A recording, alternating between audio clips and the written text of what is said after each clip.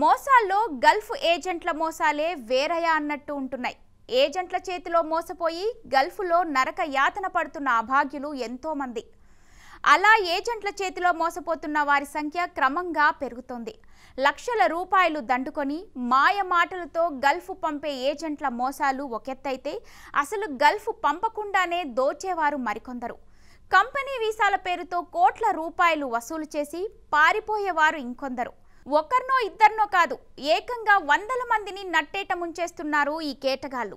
ఉన్న ఊరిలో ఉపాధి కరువై ఎడారి దేశం వెళ్లేందుకు అప్పులు చేస్తున్న యువత నకిలీ ఏజెంట్ల వలలో చిక్కి మోసపోతున్నారు. గల్ఫ్ వెళ్లే వారి సంఖ్య ప్రతి ఏటా పెరుగుతుండటంతో నిరుద్యోగుల అవసరాన్ని ఆసరాగా చేసుకుంటున్న కొందరు అనుమతులు లేకుండా మ్యాన్ పవర్ కన్సల్టెన్సీలు నిర్వహిస్తున్నారు. గల్ఫ్ వెళ్లాలనుకునే నిరుద్యోగ యువత నకిలీ ఏజెంట్ల ద్వారా అనుమతులు లేని కన్సల్టెన్సీలను సంప్రదించి లక్షల వారి చేతుల్లో పోస్తున్నారు. తీరా మోసపోయామని తెలిసి లబోదిబోమంటున్నారు. ఇటీవల గల్ఫ్ మోసాలు పెరుగుతున్న నేపథ్యంలో పోలీసులు ఎలాంటి అనుమతులు లేని మ్యాన్ పవర్ కన్సల్టెన్సీ, ట్రావెల్ ఏజెన్సీలపై స్పెషల్ రైడ్స్ చేసి ఉక్కుపాదం మోపాలని నిరుద్యోగులు కోరుతున్నారు.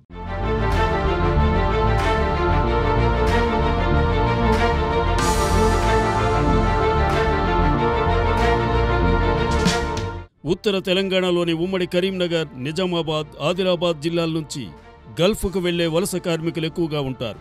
దీన్ని ఆసరాగా చేసుకున్న కొందరు గల్ఫ్కు పంపిస్తామని ప్రభుత్వం నుంచి ఎలాంటి అనుమతులు తీసుకోకుండా దొంగచాటుగా కన్సల్టెన్సీలు, ట్రావెల్ ఏజెన్సీలు నిర్వహిస్తున్నారు. ఏజెంట్లను మీడియేటర్లుగా నియమించుకుని దొంగచాటుగా ఇంటర్వ్యూలు నిర్వహిస్తున్నారు.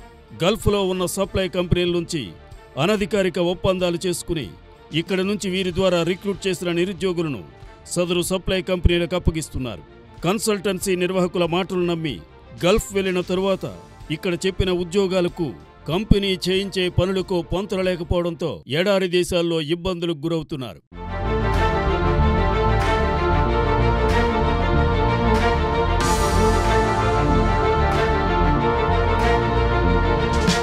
గతంలో కేవలం గల్ఫ్ దేశాలకు మాత్రమే అత్యధికంగా వలస కార్మికులు వెళ్లేవారు.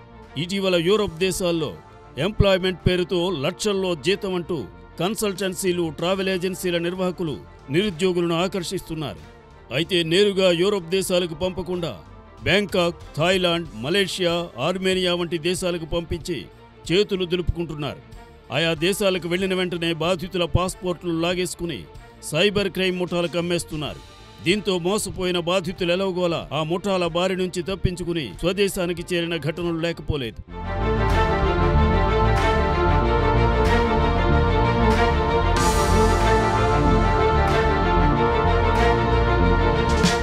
అయితే Telangana overseas man power company పాత్ర నామమాత్రంగానే మారిందనే విమర్శలున్నాయి.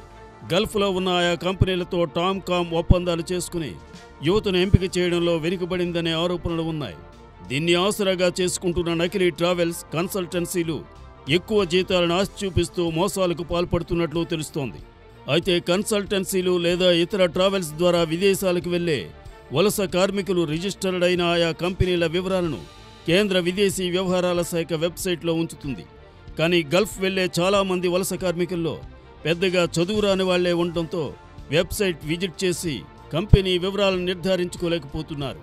ఈ నేపథ్యంలో ఆయా జిల్లా కేంద్రాల్లో హెల్ప్ డెస్క్లను ఏర్పాటు చేయాలని డిమాండ్లు వినిపిస్తున్నాయి.